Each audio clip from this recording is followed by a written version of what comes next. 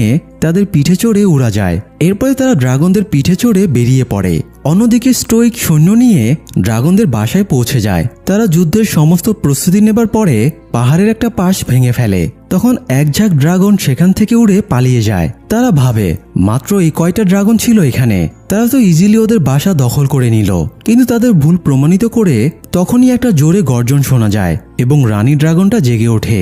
এই ড্রাগনটা একাই 100টা ড্রাগনের চেয়েও বেশি শক্তিশালী ছিল। দেখতে অনেকটা গডজিলার মতো বিশাল সাইজের ছিল।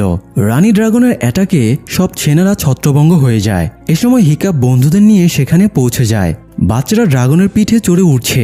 এই দৃশ্য দেখে সবার চক্ষু চড়ক গাছ হয়ে যায়। হিকাপ বন্ধুদের বলে, এই ড্রাগনটা খুবই শক্তিশালী, কোনো কিছু দিয়ে আঘাত করে এটাকে কিছুই করা যাবে না। এই জন্য এটার ব্লাইন্ড স্পট খুঁজে বের করতে হবে, মানে ড্রাগনটার নরম জায়গা খুঁজে সেখানে আঘাত করতে হবে।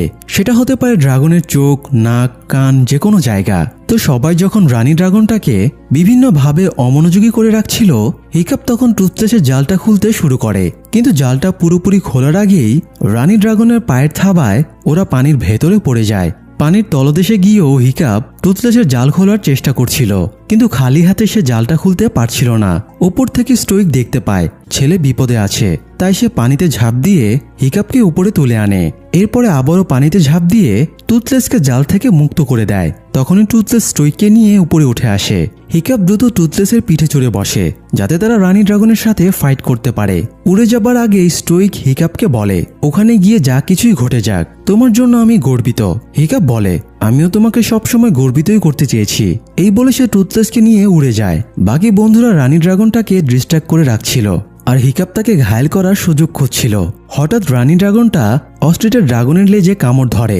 তখন অস্ট্রিট সোজা রানী ড্রাগনের মুখের ভেতরে ঢুকে যায় আর অস্ত্র দিয়ে তার দাঁতগুলো ভাঙতে শুরু করে। তখন নিজেকে ডিফেন্ড করতে রানী ড্রাগন গ্যাস এবং আগুন ছুটতে শুরু করে, তাই অস্ট্রিট নিচে ঝাঁপ দেয়। তবে দুর্ঘটনা ঘটার আগে টুথব্রাশ তাকে উদ্ধার করে এবং সেফ জায়গায় নামিয়ে দেয়।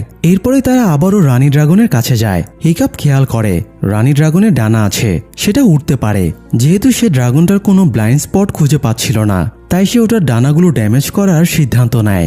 এই জন্য রানী ড্রাগনটাকে টুথব্রাশের মাধ্যমে বজ্র নিক্ষেপ করে সেটাকে রাগিয়ে দেওয়া হয়। তখন সেটাকে কৌশলে তারা মেঘের উপরে তুলে আনে। টুথব্রাশ মেঘের ভেতরে লুকিয়ে পড়ছিল আর আড়াল থেকে রানী ড্রাগনের ডানায় বজ্রের আঘাত করছিল।